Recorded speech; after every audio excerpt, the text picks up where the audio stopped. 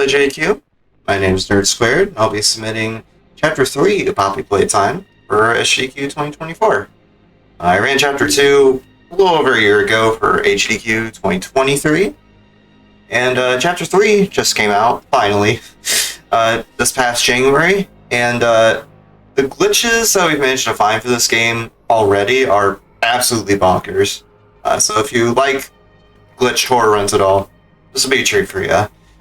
So the category I'll be submitting is going to be 100% out of bounds unrestricted. Bit of a mouthful, of course. So I'll go ahead and explain what that means. So 100%, of course, get everything in the game. For Chapter 3, that means getting all 11 VHS tapes, kind of similar to Chapter 2 and Chapter 1. There's a lot more in this game. So I'll have to get all those and put them in their respective VHS players. And also, halfway through the game, roughly, in a school-type area, there's 6 notes scattered throughout the area, and I'll have to grab those as well. So we're grabbing all of those. And yeah, that's just the hundo for this. It's also going to be with the out-of-bounds glitch tech, which basically means it's basically this game's equivalent of an unrestricted type of category. So we can use any and all glitches that are at our disposal, and there's a lot, trust me.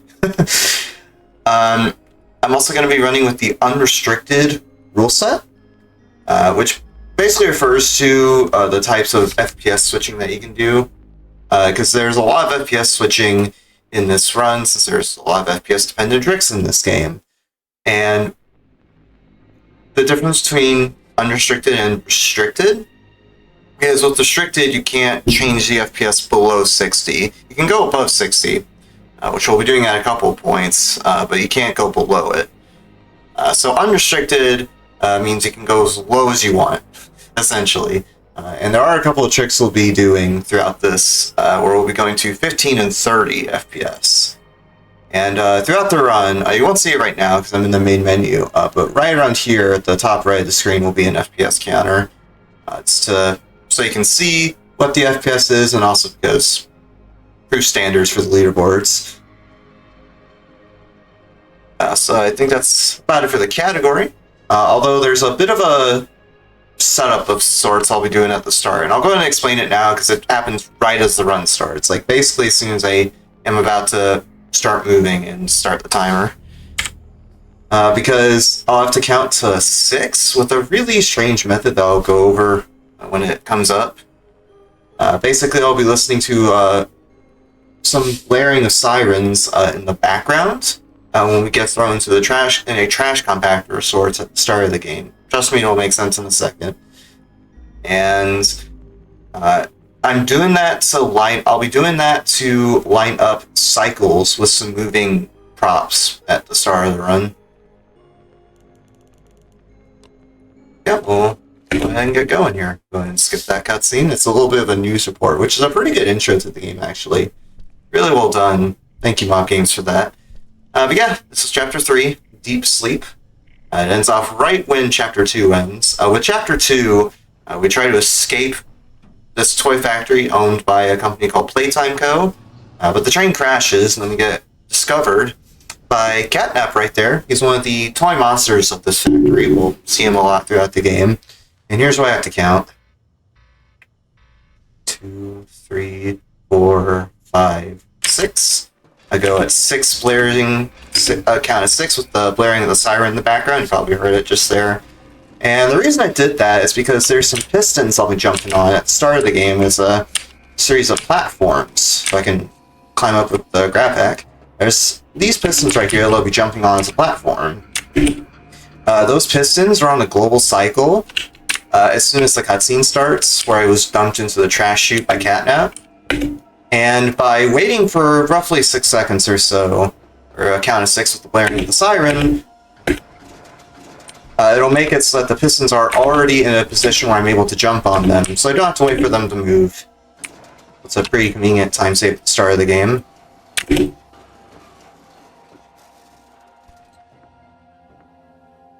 And coming up in this next room, We'll begin our first VHS tape. I did mention I'll have to grab a lot of those for Hundo. This is our first one right here. Just like in Chapter 2, you can edit the VHS tapes. Same with Chapter 1. So there is potential to change the VHS tapes for memes. Well, you won't be seeing that here because I don't have them edited right here. Well, we could do that for the onstage performance. And right there, you're supposed to do an electric puzzle. Signature thing with Poppy, doing electric puzzles. You're supposed to do an electric puzzle there to open that door. But you can actually just shoot the grab pack at the bottom of the door and open it that way. So here's Ollie. It's our kind of first time meeting him in the game. You'll be hearing him a lot. He's kind of our companion for Chapter 3, where he herds us to the next objective that we need to do. And speaking of electric puzzles, we're doing one here involving a new mechanic that was added for Chapter 3, which are these electric poles. You can kind of see the gist of it right there, but essentially you shoot the grab pack at the holes in the pole, and it'll redirect the grab pack to the electric node that you're trying to shoot at. I'm going to grab this chair right here and jump on top of it, just like that. Oh, hold up, didn't quite get it. Should we adjust? Okay, so I'm going to do a quick prop over with this chair if it cooperates. Yeah, the prop hovers in this game are kind of finicky, so this will take a few tries. Okay, cool. Got on top of there. So I did a prop hover with that chair to get on top of this tram. The load trigger for the next area extends just above the roof, and I hit that so that the next area is loaded when I do this next skip. So I'm going to take this chair up with me. I'm going to set it up on this little concrete slab, because normally you're supposed to do a really long tram ride here, where you get introduced to flight care and what the area looks like. And you get a really nice speech from a character named Elliot Ludwig. But instead we're going to set up this chair very precisely. It's a little finicky because it likes to jerk around a lot. Set it up like that, jump on top of it. Set the cursor pretty precisely, right around there is good. I'm going to lower the FPS to 15, and off we go. Okay, I was not expecting that. We can probably make this work. Okay, so it didn't quite work as planned, but you got the gist. So what I did there is I set myself up very precisely on the chair, as you saw, and I changed the FPS to 15. Why did I change the FPS to 15? Well, like I was saying at the beginning, the physics in this game are, like with Chapter 2, and I believe Chapter 1 in some ways, are frame rate dependent. And basically, the lower the FPS is, the more the prop jerks around. But for the chair specifically, and it's only the chair, if you set yourself up precisely, go to 15 FPS, and then you drag it with both hands, that you have to do with both hands for this to work, you just go flying. And we do it right there to get a bunch of height to go out of bounds here and get into the play care early. Play care being the main hub of the game, we'll be going to quite a lot. So we don't have to do the tram ride, we can just drop down here. I have to get at the very edge of the stone so I can hit that structure right there. And I have to hit a checkpoint, because there's some points later in the game where I'll need a checkpoint reload for some skips. And if I didn't hit that checkpoint, I wouldn't get checkpoints for the rest of the game. Because a little thing about Chapter 3, which will come into play for a skip or two down the line, is Chapter 3 is one of those games where if you skip any checkpoints, even if you skip just one, the rest of the checkpoints for the game aren't active. You can still hit story triggers and stuff, but you won't get the autosave that accompanies hitting those story triggers. And there's like one skip later on, where I'll end up skipping a bunch of checkpoints and won't have checkpoints for the rest of the game. But thankfully, I have backup autosaves. So in case that does become an issue on stage, we have our methods. So now we're in the production zone, the first major area. The entire goal of this game, besides going to all the different areas we'll be going to, is to get rid of this red smoke so that we can leave and defeat Catnap. So I grabbed that real quick. I'll explain what that is in a second. Yeah. That thing we just grabbed is actually an upgrade to the grab pack. We just got this power-up right here, which is basically a trampoline hand. You see these purple pads? If I shoot this purple hand at it, that'll give me a bit of air time, kind of like I just jumped on a trampoline. So we're doing for a quick puzzle right here. I have to babysit this platform to get to the other side. Hold with both hands so it goes a bit faster. Chapter 3 introduces a couple of hand power-ups throughout the game, which is a pretty unique thing that Poppy did for Chapter 3. We saw the purple hand just then. We're using it for this puzzle right here. We'll also be getting another one later on once we get to the school section.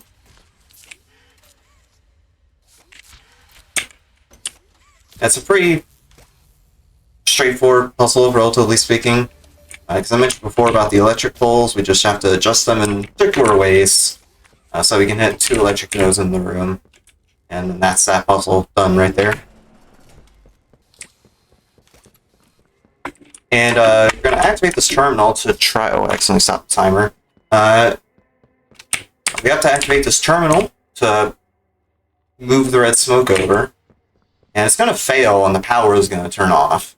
I started moving right as the animation of the red smoke transferring started playing. So that way the power is turned off right as I am able to leave. Because you can't leave the gas production zone right there until the power turns off.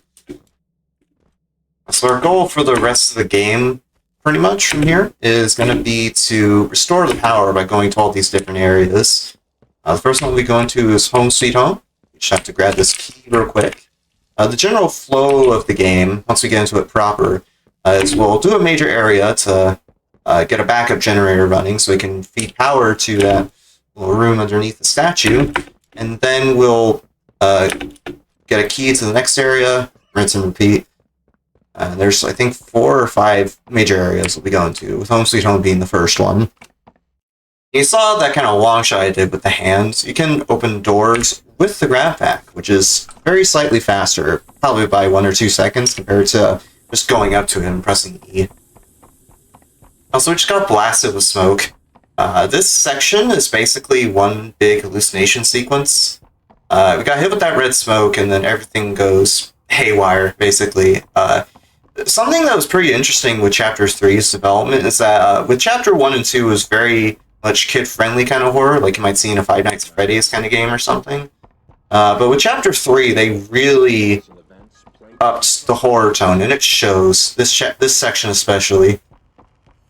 Like, right here is just where it turns into pure horror. It definitely jump scared quite a few people on their first playthrough at various points. Yeah, this section is pretty straightforward for the most part, because this section is basically one big maze. You just have to go the correct direction to avoid being turned around, and I know the direction you have to go to this. I have it memorized in my head, so we just have to run around a little bit. Also, we get to see a little fun thing with Catnap here. Boop, there he goes. He's supposed to disappear when the player gets close, but we're running here, so he just ends up disappearing as we round the corner. Well, fun fact, by the way, I'm not supposed to be running here. You're supposed to be walking here. The game normally disables your ability to walk while you're going through this maze. But if you run as you go into this haunted maze and you don't let go of the run button, you can keep running as long as you want. Yeah, pretty straightforward section. Besides some little oddities with Catnap here and there. Because it's really just straight movement and memorizing where to go. We also have a 2-minute or so auto-score here. So we have to watch this VHS tape. And we have to do it anyway for 100%, the 100% requirements, but we have to watch it anyway to actually progress. And it's a 2-minute auto-score, more or less, because you can't speed up this section in any way. You have to wait for this VHS tape to end in order to proceed. The actual on-stage run, this is probably a good donation point, but let's stay here for a little bit. Like I said, this is a hallucination that we're in right now, so it's gonna go haywire in a second. One of you has your part in that video, so should you come back tomorrow feeling unhappy... I guess while we're here waiting for this VHS tape to end, I want to give quick shout-outs to Liliman, who is one of the top runners for these longer categories like Kondo and Inbounds. All Stages Inbounds is another category I'll be submitting. They're very good at the game. I recommend you check their runs out. Into the dark and the dust. Finding all that awaits you are incomprehensible horrors. Each hungry for your return, each... Yeah, like I said, this game, or this chapter, definitely ups the horror tone a little bit, and you're seeing that right here. From a shadow. Their smiling mouths full of teeth and meat. This like starts with a pleasant announcement, like, hey, here's your first day of playtime, and then it just turns into macabre. Warm welcome. Or perhaps they won't allow you such time. And in a second, once this tape ends, this nightmare version of Huggy Wuggy will come out of the TV like they're trying to be Samara from the ring. There they go. Alright, so we just died right there, as you just saw. And that's actually an intentional death. You need to die there to proceed in Home Sweet Home. You can't actually outrun the nightmare version of Huggy Wuggy, but eventually the hallway that you can run down just leads to a dead end. So you are, in fact, forced to die there. So now we're in Home Sweet Home proper after going through that nightmare. I got a grass mask, because there's a few sections where we'll need to run through the red smoke, including this hallway. So I'll need to use that at a few points. And in the second half of Home Sweet Home, it's basically a puzzle that kind of has two parts to it. There's a door to a room where you have to do a quick electric puzzle to actually power the generator for Home Sweet Home. And to power each of those, and to power those two nodes to power the door, that leads to the puzzle where you power on the generator, you'd have to grab two batteries, power each half of the door. But we're going to skip one half of it with a pretty neat kind of wall clip, in a way. We don't clip through the wall. We don't clip through the wall, per se. But we kind of shove ourselves into it to hit a checkpoint. And that way we can skip the second half of the puzzle. Because normally, the second half of the puzzle is pretty lengthy. Involves a lot of electric puzzling. First, though, we're going to grab this tape here. So again, 100%, we have to get all the VHS tapes. So instead of doing the second half of the puzzle, I'm going to go down here, jump off the car, and I'm just going to flail my camera out the window. So you see that saving icon right there. That indicates I hit an autosave. Because there's an autosave right there on the other side of the steel bars.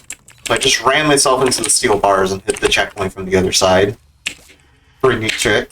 It's so simple too, like you literally just flail your camera up against the steel bars and you hit the checkpoint.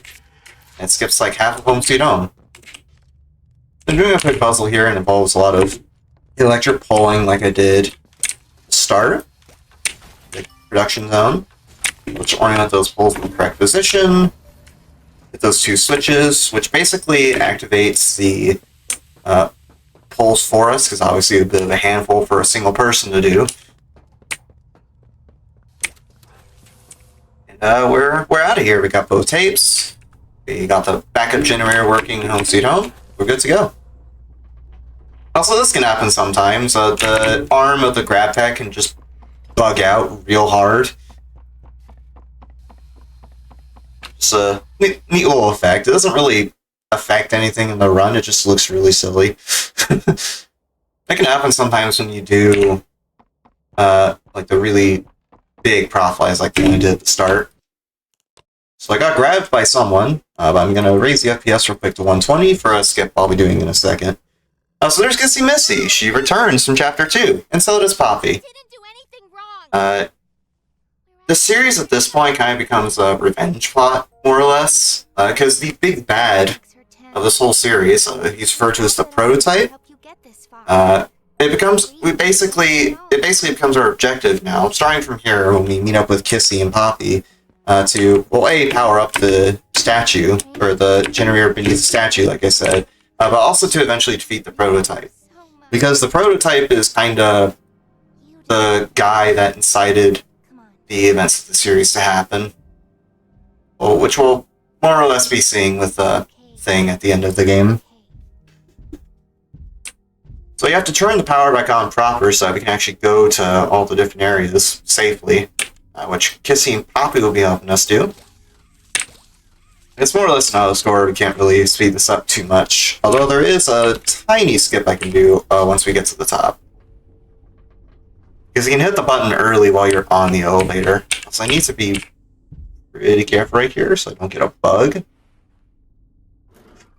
No! Okay, so there's a bug that can sometimes happen right there, which I just got, where I believe if you're standing too close to the edge of the elevator, Poppy and Kissy just disappear for some reason. I don't know why. If I had to guess why it happens, it's probably because the game doesn't like that you're that close to Poppy and Kissy. Doesn't know what to do, it freaks out and just deloads Poppy and Kissy. I can maybe figure out a backup for that, we'll see. Okay, cool. So this is the backup. You trigger the elevator going down from the other side, and you just drop off. So the reason that skip is significant, just dropping off the elevator early like that, not only does it save a little bit of time from hitting that switch a little early as you saw, but it also plays a bit of dialogue, because if you just go the normal route and ride the elevator down and take this plug to the generator underneath the statue, you get some extra dialogue from Ollie. And you cannot put this plug in until that dialogue with Ollie is done, so you have to wait some dialogue right there. Look at that! Remember that generator you turned on inside of Home Sweet Home? Well, that was a backup generator. So we'll grab the key and we'll go to the school, which I mentioned how this game goes into straight horror, or it really ups the horror tone. And I mentioned Home Sweet Home does a really good job with that. Well, the school does too. Because we're having a pretty fun chase at the end of it with a pretty neat trick. School is a relatively straightforward area, because there's actually not too many skips you can do in this area, really. There are some that you can do, but because of the fact that we have to go out our way to get these notes, in addition to a VHS tape that's in this area, there's no real room for skips. And even then, if you could do it, it would only save like maybe 10 seconds, because there's not bounds you can do here. You skip the chase that happens at the end of this area, but not really useful for Hundo, at least not at the moment. Please excuse the interruption. Students? Well, like I mentioned it before, briefly, but I'll explain it again, because, again, the school is pretty straightforward in terms of skips. So there's a exploit with the grab pack, specifically with the grapple hook, where if you do certain things, like grabbing it with both hands, or jumping before you grab the hook for some reason, you'll get extra momentum when going up the grapple hook. There aren't that many points in the game where you use a grapple hook anyway, but it's a neat little trick you can do to speed up going up the vents. So we've got the tape there, we'll go ahead and put it in. Grab this note right here. Like I said, there's 6 notes, and that's our 4th one we just grabbed. And the next one will be right before this big chase we'll be doing, and then the 6th one is after the chase. Look real closely beneath the vent, you can see Miss Delight, who's the enemy of this area, run beneath there. Neat little horror moment right there. Yeah, a lot of electric puzzles and grabbing the notes. We'll be doing a chase sequence with that Miss Delight character as soon as we power this node, just like that. The special thing with Miss Delight is that she is basically a weeping angel type character. She only moves when you are looking away from her. So you can see there she stopped when we looked at her. And you're supposed to do a lot of electric puzzling. But actually, before I start this section proper, when I'm activating all these nodes, I smuggled that battery that I used to open that first gate. It doesn't look like much, just simply grabbing that battery, but it allows us to skip a significant portion of the chase. Because like I said, you have to do a lot of electric puzzling. There's a pretty intensive moment of that, or pretty intensive bit of that on the last part of the chase coming up, as we get some stress-inducing music right here. There's a big puzzle you'd have to do in this room and then the room after. But by grabbing that battery, we can shorten this part significantly. So I'll just power these two nodes as normal, pretty quick and easy to do. But this is where we really get to save time. So we can power this node, and use the battery that's on that stool right there, and then the battery that we smuggled before. I had to turn off my alarm, that's what I was scrambling to do. We can use the battery that I smuggled from before and the battery that's sitting on that stool alongside the electricity from the node to power that door. And we don't have to do any of the puzzles in that room. Also, rip Miss Delight, she kind of got crushed. Alright, and then I'm going to grab that hand power-up in the distance. That's the second and last hand power-up we'll be getting. We'll see what that is later. But you see right there that I grabbed the power-up before I hit the load trigger. That way the door is already open when I load into the next section. And you're supposed to do some platforming involving the purple hand and the green hand to power some electric nodes, but instead I jumped on that box and went not quite out of bounds because it still counts as in bounds. I did some platforming there to skip that platforming with the purple hand. Speaking of platforming though, we're going to do this. So I mentioned earlier about those electric poles, right? Well, those little blue boxes... Oh, crap. That's fine at the checkpoint earlier. I mentioned earlier about how we use those electric poles to solve these puzzles. Well, those blue boxes that you shoot the hand at are actually physical props that you can stand on, which you can use to gain a lot of momentum and just shoot upwards. We gain some momentum right there by just jumping at the right time as the blue boxes are swinging up, and we can jump over that barrier to skip the cutscene. Or, not the cutscene, the puzzle we'd have to do right there. I'm going to press 3 right there and skip over to the hand power-up that I grabbed from earlier. Finger guns. What this power-up is, it's a flare gun. You have a maximum of 5 that you can use, and after you use one, it gradually resets and replenishes itself. I'll be using that to get rid of some smiling critters, which are a new enemy for this area. The Playhouse is what it's called. Doing that periodically, because you do get jump scared if you get grabbed by these guys. I grabbed that tape there, but I'm not going to put it in quite yet. Because I'm going to go over here to grab a cube for another skip. If you saw that prop flight I did at the start with the chair, we're basically going to do the same thing with this plate, with this cube. And if you thought, okay, this is weird, I've never had the cube get caught like this. Wait, what? Okay, I'm confused. I don't know what's happening here. You know what it is? I know what it is. I know what it is. So, I think when I was grabbing the cube, I think what happened was I was dragging the cube right there, and it just got caught in the wall and rocketed out of bounds. Welcome to Poppy Playtime physics. They're great. That's okay, I just have to go back and grab the cube. Now, I'm already at 30 FPS, so we don't have to change that. Yeah, I'm bringing this cube back with me. It's similar to what I was doing with the chair at the start to skip the tram ride. I'm going to do the same here, skip all Playhouse. Because normally you'd have to do a puzzle where those smiling critters be chasing after you. And not switch hands. Okay, there we go. You normally have to do a puzzle where those smiling critters are chasing you, and then you have a chase sequence involving a character named Dog Day.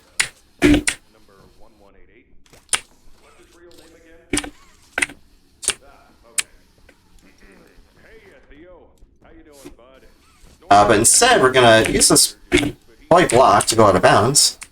Going to wait for it to not jostle around. Set my hands right there. Stand around right there where my hands are. And off we go. As scary as this looks, this specific part of it is actually pretty consistent. Because the block actually behaves pretty well compared to the chair, surprisingly. But yeah, I did a huge prop fly with that toy block to get all the way over here. I'm going to get to where this imitation version of Dog Day is. That's just kind of sitting out of bounds. Be pretty careful with it. Okay, cool, we're back in. So I'm going to hit a trigger right there. I'll cause Dog Day to chase after me. So I can go to this elevator that leads out of Playhouse. So by doing that, we skipped all of Playhouse. We don't have to do the chase, we don't have to do the puzzle, none of that. We can just get out of here. I mentioned earlier about the autosave, so, right. By doing that one skip, we ended up avoiding quite a few checkpoints. So for the rest of the game, at least a normal run, I would have no checkpoints. So if I do end up having to die, if I do end up dying here or having to reload a checkpoint, I'll use a backup autosave. I would do that for the on-stage run as well. So we won't have to worry about like losing a lot of time and going over estimate if I die or fail a skip or something. Because we have backups on our hands. So I got a key there beneath the statue to get to our fourth main area, I believe? Fourth or fifth main area. This is the counselor's office. A couple of tapes you have to grab here, and there's also an electric puzzle you have to do. I'm gonna put that battery in and very quickly take it out. That way that door is open when I leave the counselor's office in a little bit. Surprisingly, with the amount of out-of-bounds skipping we do in this category, there's actually very few out-of-bounds skips in the counselor's office. There is one we could do, but it's way slower. Thankfully, there's a much easier and faster method, which I'll be doing here. We have a pretty cool trick, though. It isn't really a glitch, per se. It just looks really cool. Because it's a pretty simple momentum boost, kind of like what I was doing by moving on the grappling hooks fast in school. So I'm going to power both of these poles so that this jump pad right here is active. And then I'm going to on the very edge of the purple hand block, and there we go. So for some reason, if you shoot the purple hand at the very edge of those jump pads, you get a whole lot of horizontal momentum. So we've used that right there to rocket ourselves over to the other side and avoid having to do that electric puzzle. Probably a good 20-30 second time save if I had to guess. And it just looks really cool too, just rocketing yourself across. So I got our second VHS tape there. That's the last one we'll have to get in this area. But there are a couple puzzles we have to do in order to actually get out. And I'm going to bring up my mask as well, because there's a bunch of red smoke here.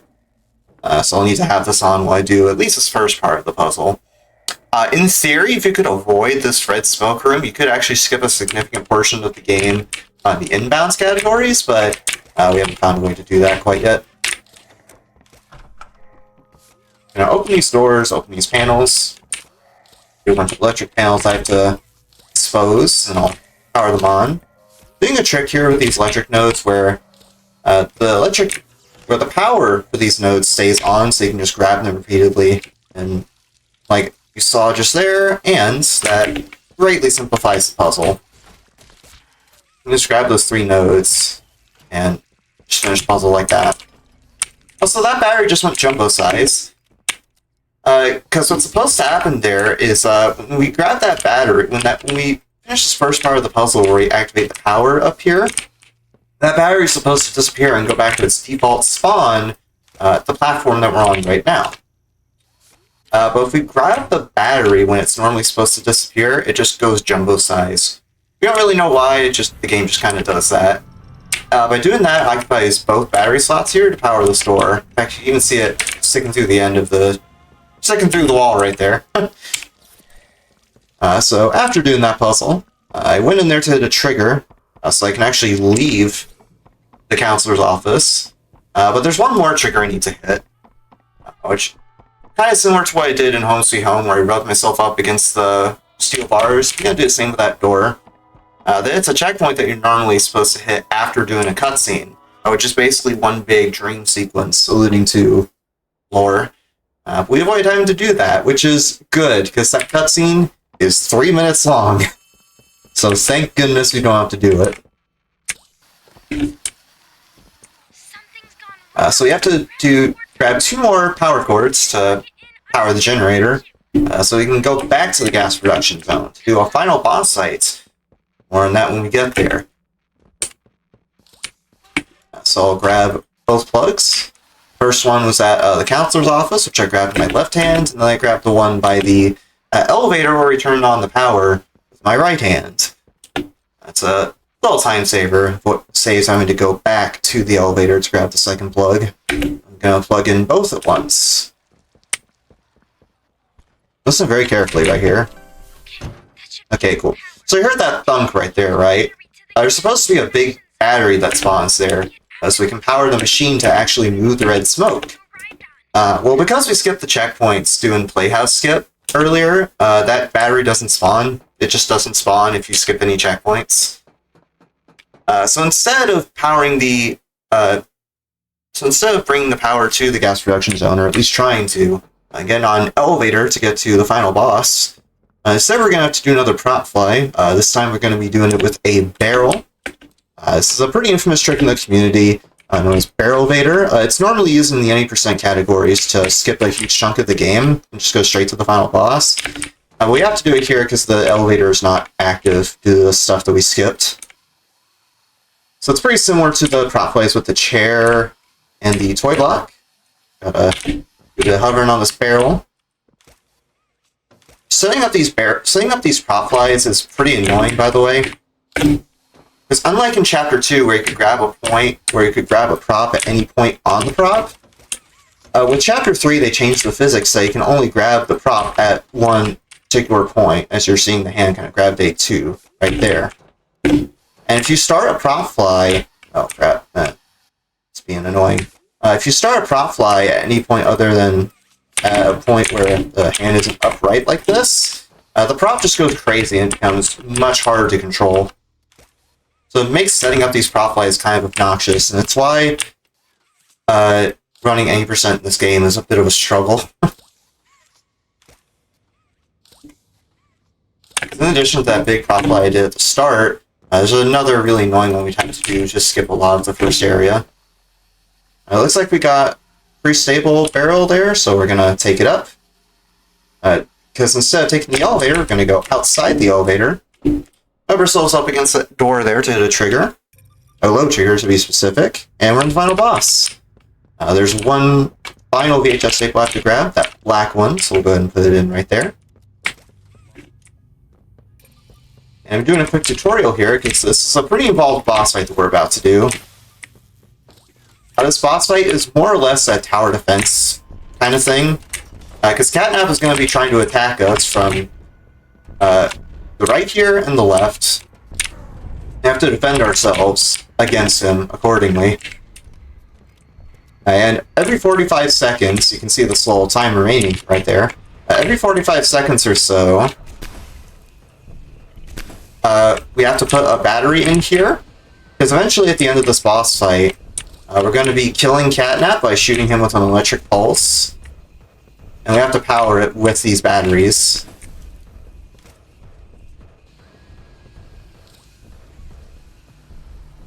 And it's a 45-second or so period. I have to put these batteries in. Okay, cool, we got this. We got it, okay.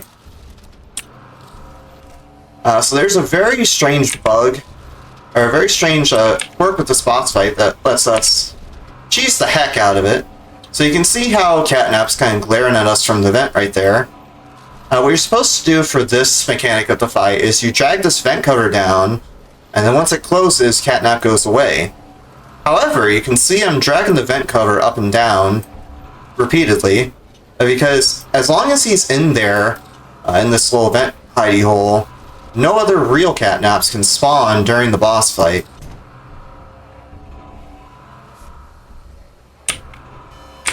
So we can basically, for the rest of the fight, as soon as he gets in this position, just keep him in this vent for the rest of the fight. Pretty funny cheese track, because it looks like we're playing hide and seek with him. And it also makes the boss fight a lot safer, because it makes the boss fight a lot less random. It's actually even worse in any percent, because in any percent, you skip getting the purple hand, which makes the boss fight a lot more RNG based. Because if he ever appears on the left, and you don't have the purple hand, it's all over. Because you have to use a jump pad to get to a electric node so that you can like toss some smoke, trigger some smoke to make him go away. But doing this, we can just make the boss fight so much easier. It's really nice. Just gonna play hide and seek with him for a little bit. Once the timer gets on the computer screen there, gets to around 10, I'll go ahead and close the event.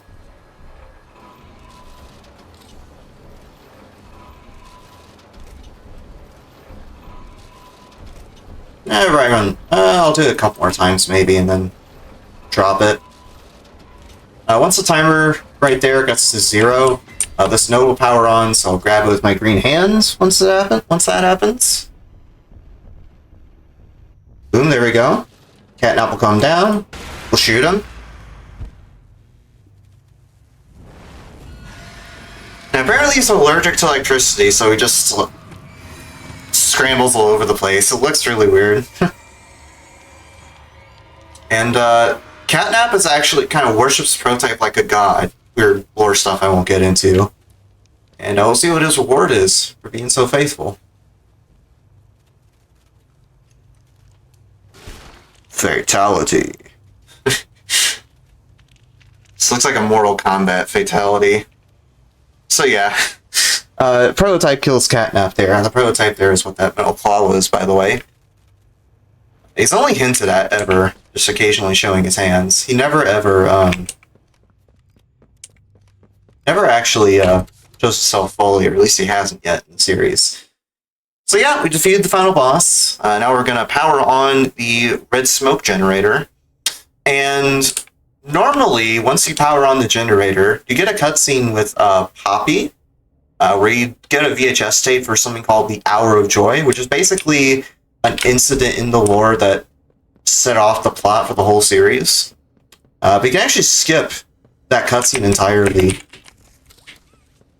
with some clever prop flying. Because in the tail end of the cutscene, there's a elevator that we take to go down. Then we go up once we hear a weird thing happen with Kissy, where she seemingly gets attacked. And then that's when the run would end. We can trigger that early by just flying down, basically into the abyss, below the elevator, and hit the trigger that way. I'm going to have to focus for it, because it's a pretty hard trick. And it's right at the end of the run. Go figure. You've done it again. The impossible. Just like me, Angel.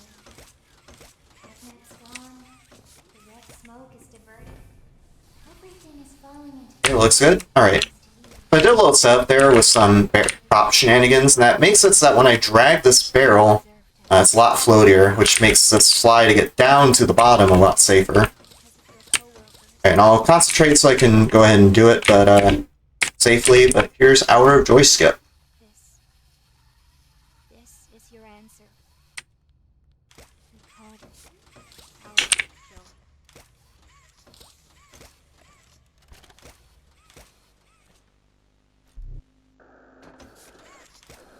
Oh no! Okay, yeah. Figured that would happen. So that's what happens when you fail it. You fall in the void and die. And I have to reload a checkpoint for that. Because like I said, or backup checkpoint, I should say. And like I was saying, I had no checkpoints up to that point after doing Playhouse, because of the skip that I did earlier. So I have to reload into the game real quick. The other saves I ended up picking is like basically right at the bottom after I got off the elevator, so don't have to worry about losing too much progress. It's a restart the game there, because this game does a weird thing. Chapter 3 specifically does this weird thing on my computer where every other launch it just lags really hard for no reason. Probably because it's using a lot of CPU or something. So yeah, loading there. We'll lose a little bit of time because we have to reset it up, but it's not too bad.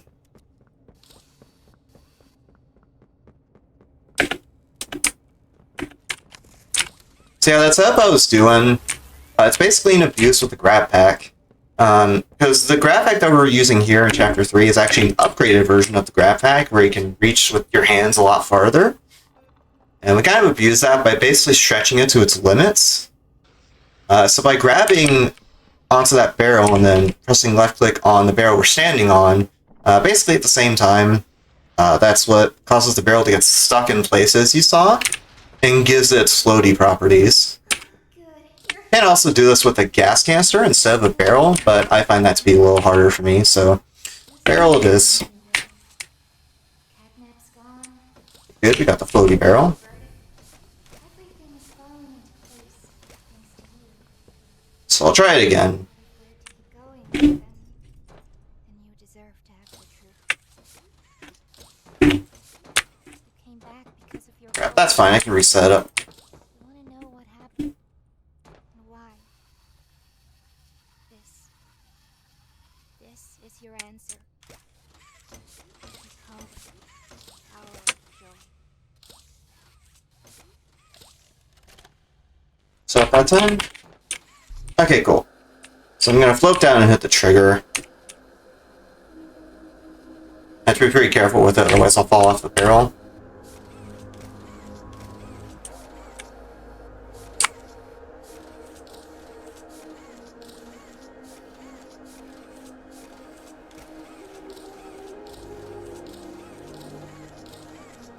Oh, are you kidding me, man? I was right at the end of it too. Oh, that sucks. That really sucks. Ah, man. That's what I mean by it being really hard. Because it's literally right at the end of the run, and you lose so much time if you miss it. That's at least a minute and a half.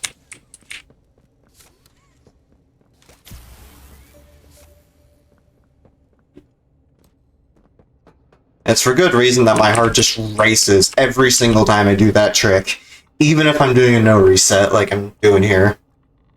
So because of that, we're probably gonna go over estimate for this run. My suggested estimate for this is around 45 minutes.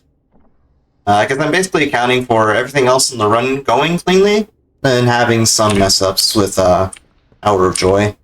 Because like I said, and as you're seeing here, it's a really hard skip. The impossible. Just like I knew you would. Catnap's gone. The red smoke is diverted. Everything is falling into place thanks to you. Keep going, then. And you deserve to have the truth. You came back because of your coworkers. You want to know what happened and why. This is your answer. We called it the Hour of Joy. I'm gonna be a little safer with it this time, just to be sure I don't fall off.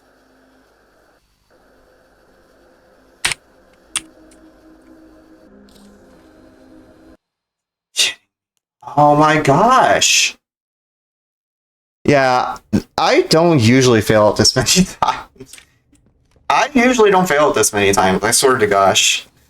It's just marathon nerves getting to me in my literal submission video. That just shows you how hard it is. It's a really dang hard trick.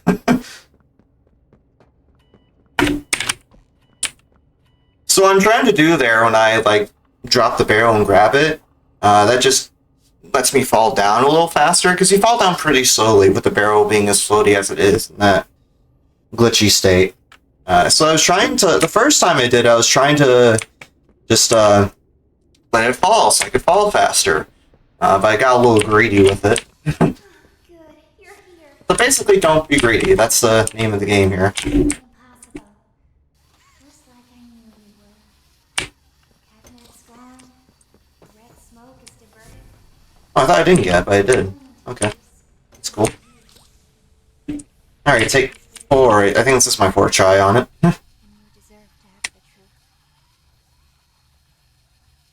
You came back because of your coworkers.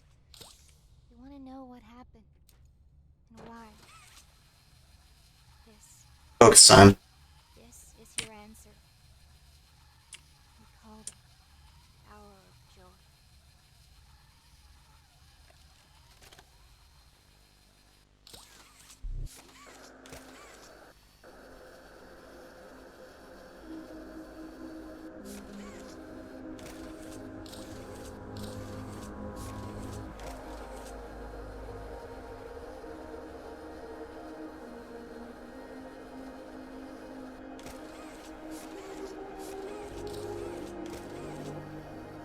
It's definitely low enough. Alright, so once we get low enough by just falling down here, I'm gonna grab the barrel with both hands. So instead of falling down, we very slowly float up. This is the main advantage of doing this with the gas canister instead of the barrel. Because the gas canister moves a lot faster, so you can save a lot of time doing this with the gas canister.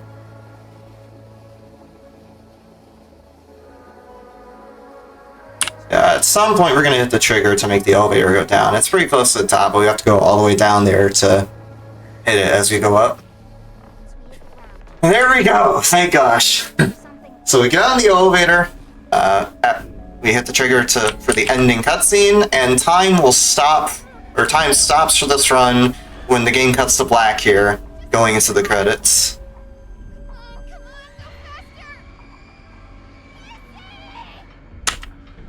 There we go.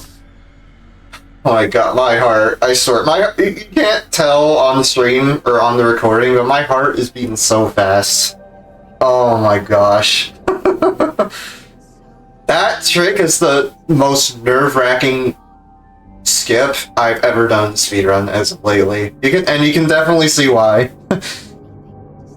A little fun fact about it, by the way. We ended the cutscene early, but the game doesn't stop the dialogue from the cutscene from playing, so we just hear Poppy talking during the credits.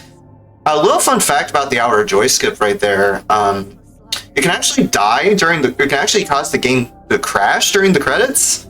Because if you do another method where you stay on the prop after you hit the trigger, when the credits start, you lose control of the prop, you fall down to the pit, and then you die. And then partway through this cutscene, since you're dead, the game just crashes. pretty funny glitch. So that was chapter 3, 100%. I obviously went a little overestimate, but I don't know what happened there. Nerves just kicked in when I was doing Hour of Joy, and I flailed around like a fish on my keyboard and mouse. But yeah, Hour of Joy shenanigans aside, as you kind of saw right there, I think it would be a really cool run to showcase a GDQ. All the categories I'm submitting for GDQ, all the categories I'm submitting for Chapter 3 are really good showcases in general, but I think 100% is the best showcase of the speedrun potential for this game, because you get to see all the areas, get all the collectibles, and you still get to see a lot of really freaking cool tricks. And I just think it'll be a really cool run to showcase in general. While we're kind of wrapping up here in the credits, I want to give shout-outs to, I mentioned Liliman earlier, but also Quincy. She got me into, I basically met her through Poppy speedrunning. She's been a pretty good friend of mine in the horror speedrunning space, and just, you know, gaming and speedrunning in general. So, thank you, Quincy. Also, Barney Goose, I believe his name is. Top runner for a lot of the 80% categories, and some other categories as well. And he was also a beta tester for this game, so that's neat. You get a developer and a speedrunner in the same package. And I also want to shout out, there's probably a few other people I'm forgetting, but I also just want to shout out glitch hunters in general. For Chapter 3, there's probably some people I'm forgetting, but I think some people like I believe On Trigger is his name, and Lilman, again, they did a lot of glitch hunting for this game. Yeah, there's Barney Goose right there, speaking of. Yeah, shout out to the Poppy community in general. Even all these years later, after I picked up Chapter 1, Chapter 2, leading up to SGDQ 2023, I'm still running these games now. And they're pretty chill group of people. So shouts to all of them. And shouts to you if you're on the games committee watching the submission, because like I was saying earlier, I think it would be a heck of a cool run to show off for GDQ. Yeah. I'm Nerd Squared. This has been Poppy Playtime Chapter 3. 100% out of bounds unrestricted. And I hope you consider my run. Thank you.